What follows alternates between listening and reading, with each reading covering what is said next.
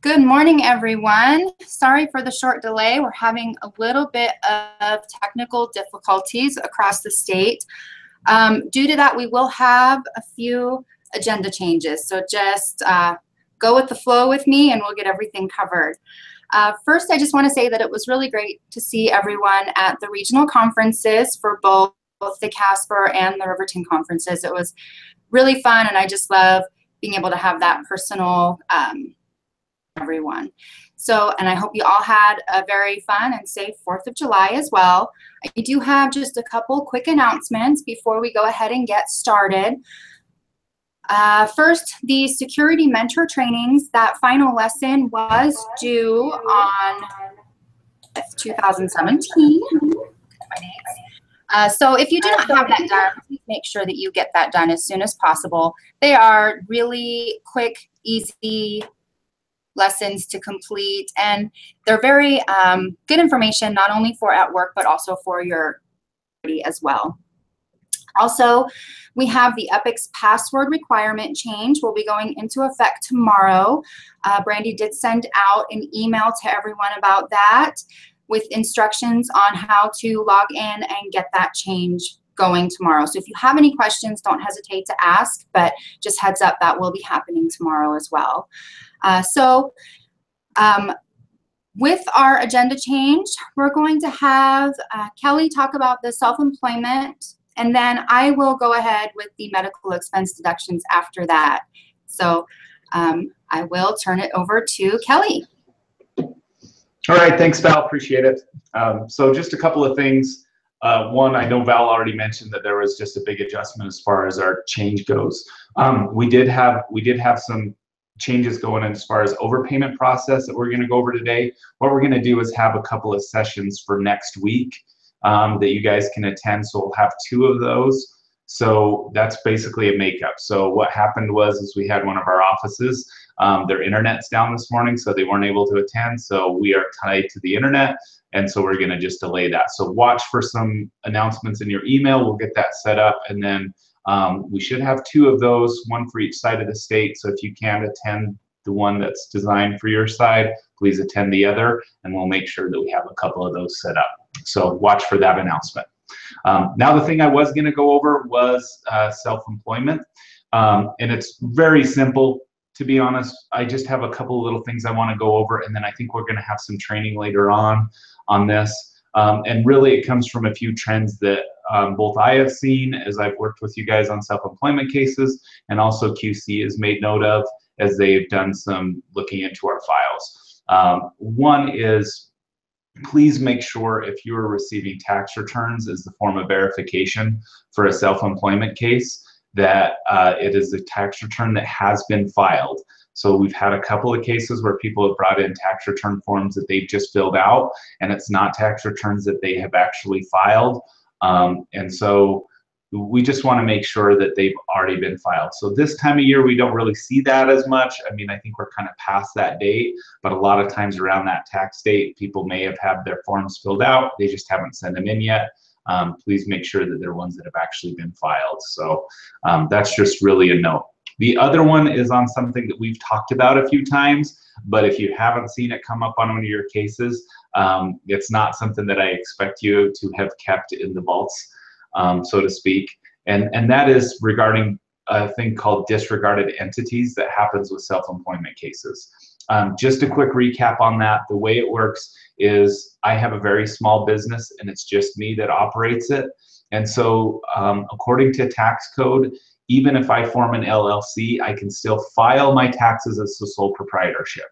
Okay, so that has been happening more and more. So it's easier for people to file their taxes. It's easier for them to fill out the forms than to deal with some of the things that go along with the LLC.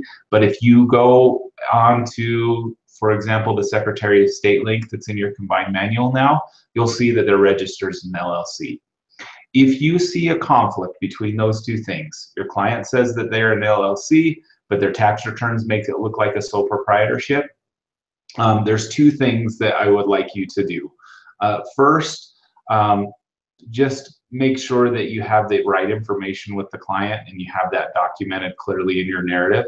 And second, feel free to give me a call to have me look at it if you'd like, or review that with your supervisor as well. But what we're doing now is we're treating those as how they file their tax returns. So even if they're an LLC, sorry, my phone's going off. Even if they treat it as an LLC or filed as an LLC, and if they have their tax returns as a sole proprietorship, for our purposes right now, we're treating it as a sole proprietorship. We're looking to see if we can get some clarification on that, so there may be some training forthcoming, but that's how we're looking at it now. But again, if that pops up, please use me as a resource, use your supervisor or somebody else that deals with self-employment, just to kind of get a double look at those cases, because we've been treating them differently depending on how that comes in, and we'd like to kind of make that uniform across the state. And again, if you do have any questions, please let me know. Try to make myself available for those. And you know, you probably have somebody in your office or somebody close that you know who's worked a lot with those. But as those come in, those are some common questions. So those are the two simple things I wanted to cover, and appreciate your time. I'll turn it back over to Val. Thanks, Kelly. All right, so a few things that have come up in reviews, and also a few requests that I've had were for a little more training on the medical expense deductions. I kind of just want to do just a quick refresher on it. I know we've hit medical deductions quite a bit, so just a quick refresher. And if you have any really difficult cases that you're trying to figure out, definitely do not hesitate to get a hold of myself, Kelly, Jackie, or Andy, and we can work through those. It's really hard to go through the training and try to hit every scenario that you might see, and we know that so many different scenarios come in. So just a quick medical deduction refresher, and then if you have something a little more specific, just let us know and we'll go through that with you. So let's see, I will get this up and running.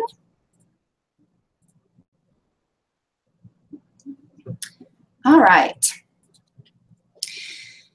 So medical deductions are only available to assistance units that do contain the elderly or disabled individuals. So of course, that's just the very start of it. You want to make sure that when you are doing your interviews, you are asking if there are any elderly or disabled individuals in that household, that's just one of the questions that you do ask during that interview. And so the deductions that are allowable are medical and dental care, and that does include psychotherapy and rehabilitation, hospitalization or outpatient treatment, nursing care and home care, medical supplies, sick room or other equipment, which also includes rentals. Things like I've seen individuals who do have like oxygen tank rentals, you know, CPAP things. They may be renting wheelchairs, any type of medical equipment that they need. Also, their insurance policy premiums.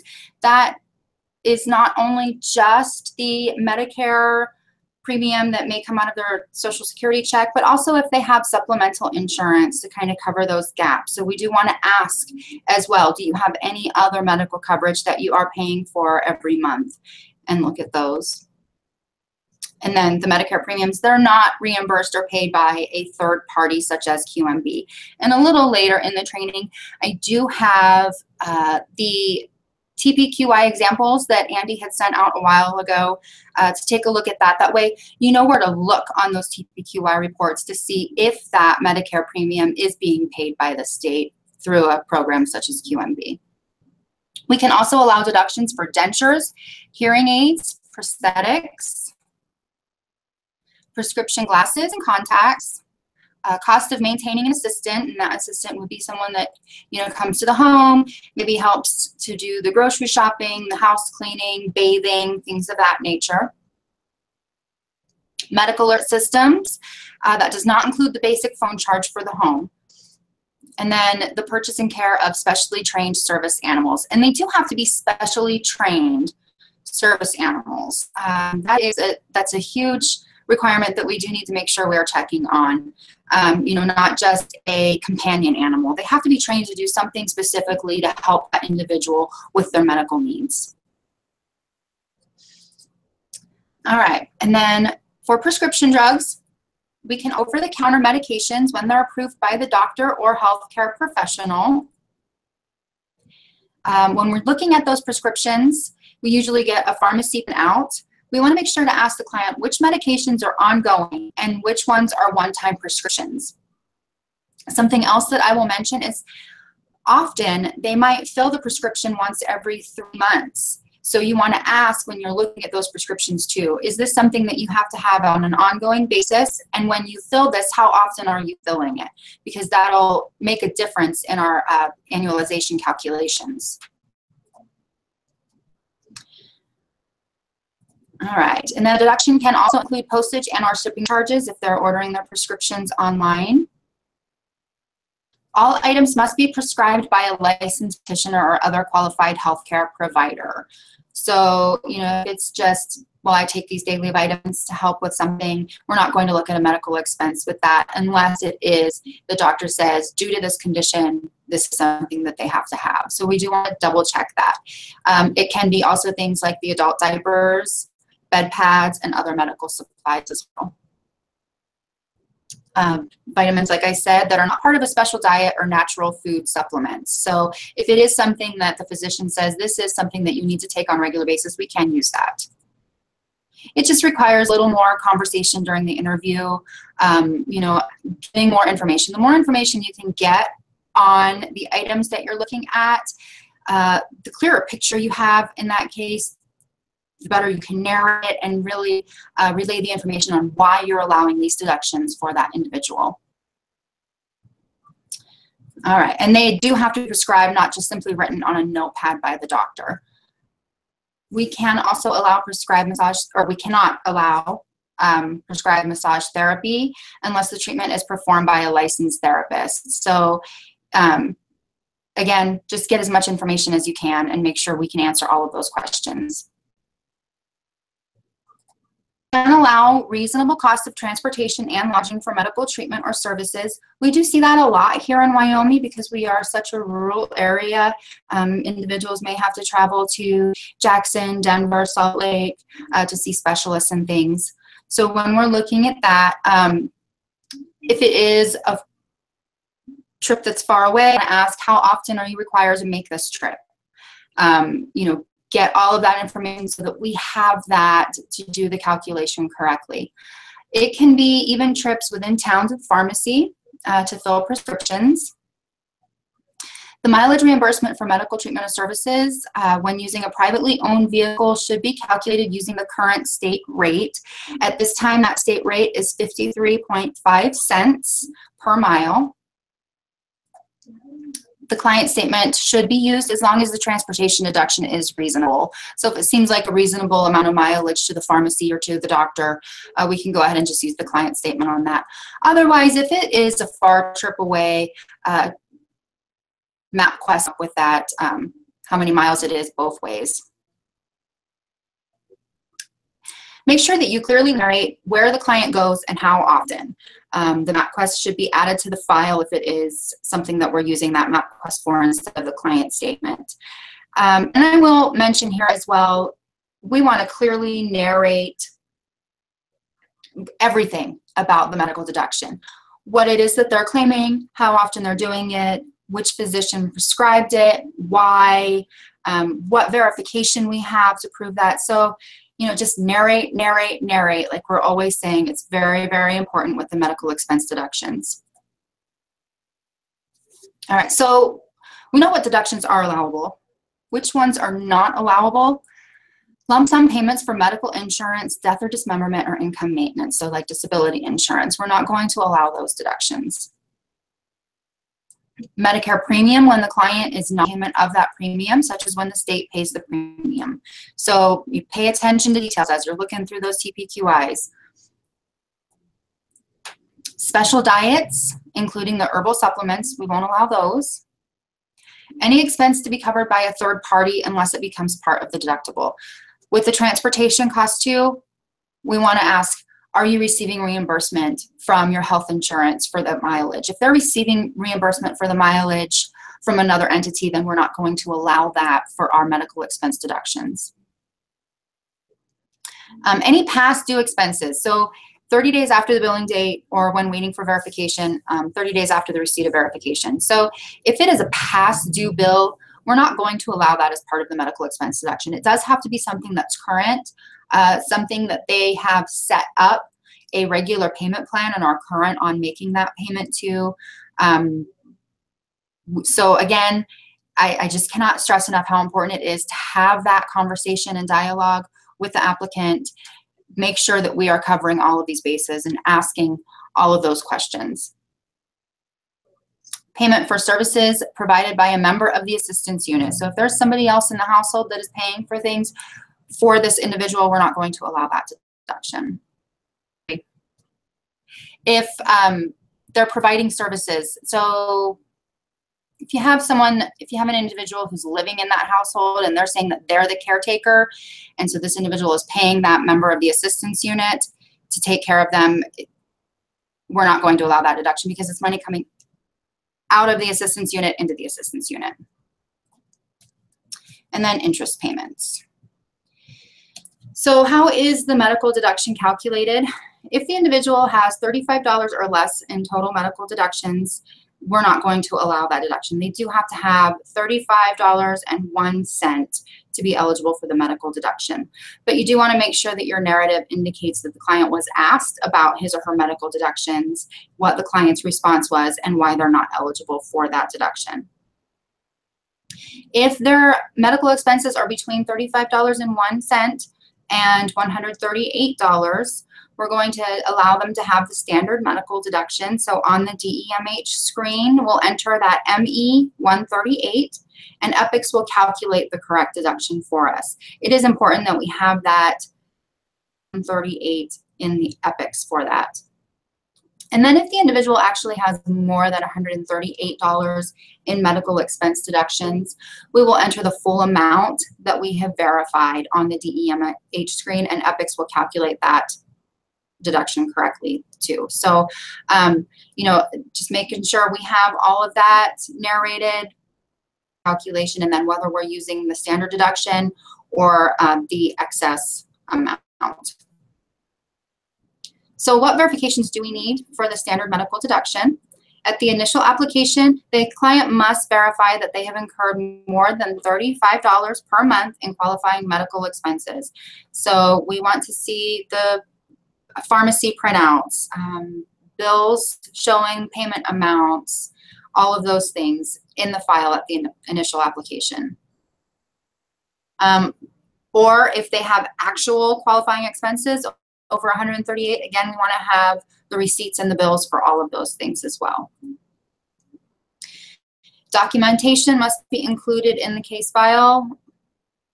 Stress that, document everything that you're doing with this.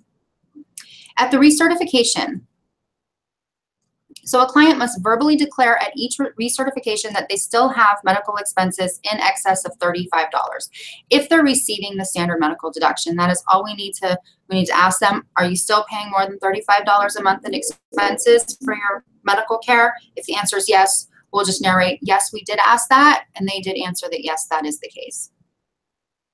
Have other verification at the recertification. Just make sure that we do include all of that in the narrative, why we're still allowing that deduction for them. Or a client must re-verify all actual qualifying medical expenses. So if they are receiving more than the 138 in medical expenses as their deduction, at the recertification, we want to verify everything again. So, you know, it's only with the standard medical deduction that we take that verbal verification. All right. One-time medical deductions, and this is something that I have seen come through on a few questions. So on the initial application, if an individual has a one-time medical deduction, they were hospitalized, and now, you know, are just trying to take care of that, they can choose to average that deduction over the entire certification period, or be given a one-time deduction. That's completely up to the client. And really, you'll just want to take a look at how each of those options will affect their case and which one will benefit them the most. Let them know that information and they can make that decision. If the expense is reported during the certification period, so it's a reported change, The deduction can be averaged over the remainder of that certification period, or the client can be given a one-time deduction. One-time medical expenses incurred during the previous certification period can be applied to the new certification period. So we do have some options with that. And again, I just really would stress, you want to take a look at how each of those options would benefit the client. Let them help to make that decision on whether they want it to be a one-time medical deduction or averaged over the certification period. If we're looking at that one-time medical expense incurred during the previous certification period, there can be no break between certification periods. That is one little glitch there. So you just want to make sure that their benefits have rolled on and they've sort of recertified in time. Due to simplified reporting, a client may also report a one-time medical deduction at the time of recertification. Example, a client is certified for 6 months and has a one-time expense in month 3. The client is not required to report that change to us. If the client does report the change at recertification, the client may receive the one-time medical deduction for the expense or elect to have the expense averaged over the entire certification period. Note that it does not matter if the expense has been paid or is unpaid when the client recertifies. We should treat the expense as if it were a current medical expense. All right. Ensure that the applicant understands the deduction will not change during the certification period unless a change is reported and verification of the change is provided. And make sure that we're clearly narrating everything. Narrate, narrate, narrate. All right, so with TPQIs, please carefully read the TPQI to determine if the state Medicaid buy-in has been approved to pay for the client's Medicare Part B premium. If the buy-in is approved, the premium cannot be used as a deduction for SNAP benefits. And this is that example that I mentioned earlier. So we're going to look, if this is the TPQI that we've got pulled for this individual, we're going to look right here at the premium buy-in that's highlighted. We see that the code is there. So that TPQI shows that the state is currently paying the Medicare premium for the client. This expense cannot be included when evaluating medical expenses to allow the deduction. And we do see that the start date for that buy-in is January 2017. So this would be a case where we would look at this and we would say, okay, so we can't use the Medicare premium to calculate that medical expense deduction. Do you have other medical expenses that you have to pay out of pocket? Do you have supplemental insurance? Do you have a copay for your prescriptions? Look at the possible travel expenses and things like that. All right, and so here is an example of an individual where they've been approved, but it hasn't actually started yet. So their entitlement date here shows that it's been approved. The start date, which would be under this box, is not there. So the TPQI shows the client is entitled to the premium A and B insurance in the near future. So it's in the process of going through. It is possible for the client to apply for the state buy-in at this time. Social Security should be contacted in order to determine if the client has applied, and if so, can they provide us with the status of that? And then just make sure you're clearly narrating that. So if there's any question on that TPQI, I do recommend that you reach out to Social Security and verify, is their buy-in approved? When will it start? And all of that information. And then just make sure, again, narrate everything, including who you talked to at Social Security and what their responses were. All right. So just a quick recap on the required verification, because that seems to be something that a lot of questions come through on. A client who is claiming the standard medical deduction for expenses between $35.01 and $138 must only state that they still pay for medical expenses in excess of $35 per month at the time of the recertification in order to continue claiming the standard medical deduction. Verification of those continued expenses is not required for a recertification. It does have to be a recertification. If there is a lapse in benefits, we would look at it as a new application again. So we want to make sure that they did recertify on time if we're going to use that. And a client who claims actual medical expenses, so expenses in excess of $138 per month, must verify all expenses at each time of application. And then just a little reminder too, that if a client who has been receiving the actual medical expense deduction states at the recertification that their medical expenses are no longer more than $138, but they are more than $35, we would treat that the same as we would an initial certification and request verification of medical expenses to determine eligibility for the standard medical deduction. So we're not just going to reduce the deduction that they're allowed to have from the excess deduction to the standard medical deduction. We're going to need to verify all of that again. All right. If a client receives reimbursement from another entity for medical expenses, they cannot be used as a deduction for SNAP benefits. And again, another reminder, please pay close attention to the TPQI to see if the client is responsible for paying their Part B Medicare premium and could potentially be eligible for a medical deduction based on that information. So those TPQIs are really important when we're looking at these cases. You know, sometimes an individual might say, no, I don't have any medical expense deductions because their premium is coming out of their Social Security check. They don't even look at that as a bill that they're paying. But we can look at that TPQI and see, hey, this deduction is coming out of your Social Security and it's not showing that there's a buy-in. So that would be something that would trigger us to question that and say they might possibly be eligible for a medical expense deduction. Looking at those TPQIs can also let us know, okay, it's actually being paid for by the state buy-in program. And so that portion we're not going to allow in the calculation for their expense deduction. So just pay very close attention to those TPQIs. All right. So let's see, I heard a few questions come in.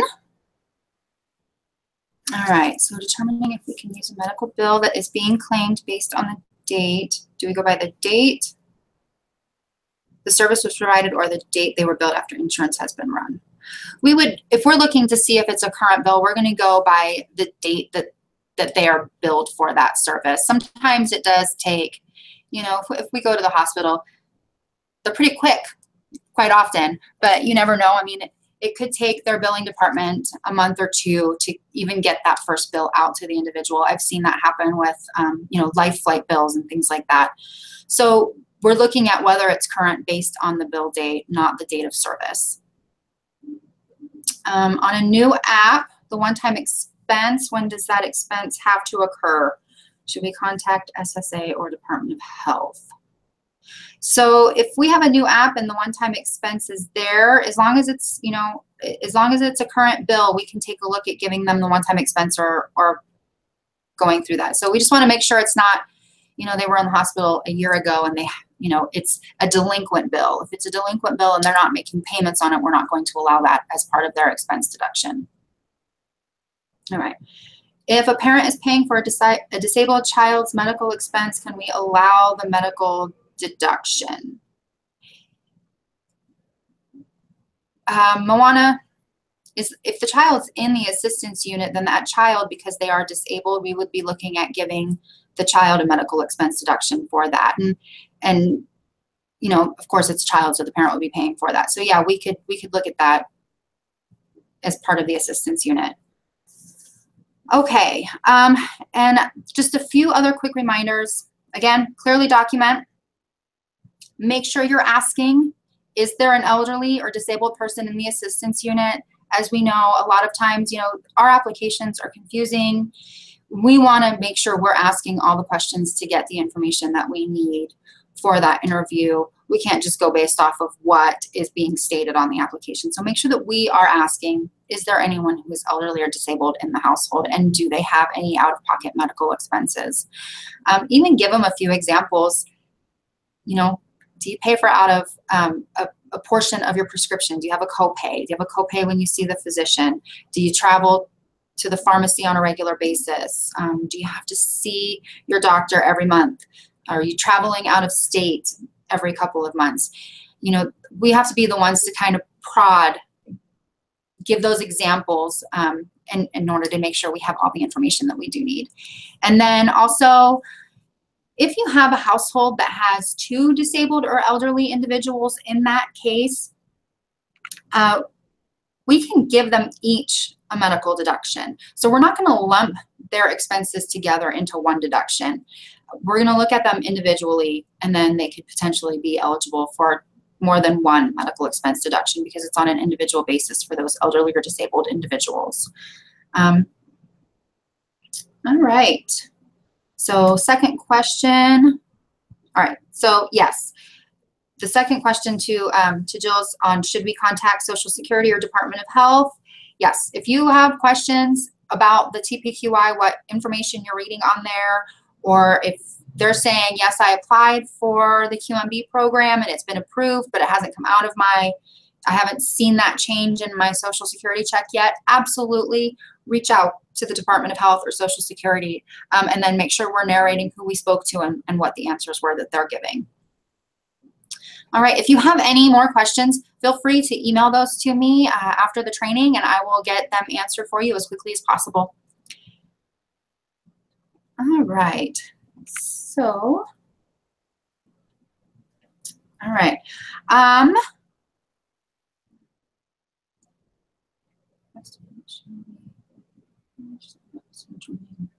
All right, we need to get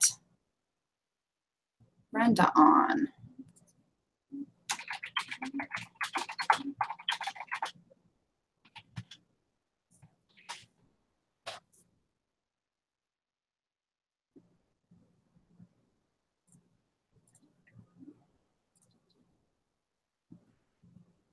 Hang tight, we're having a few more technical difficulties here, so we're gonna make it through this one way or the other.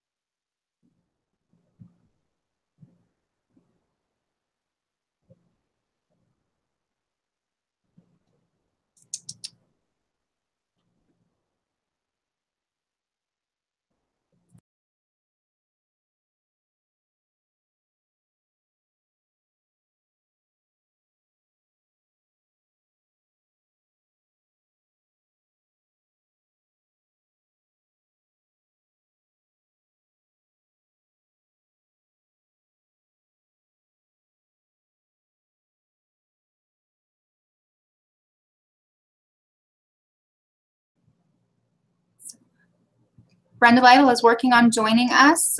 We're having just a few glitches. She's going to be talking about the Volunteer of America ESG application. So just hang tight a few more minutes and we'll get everything going.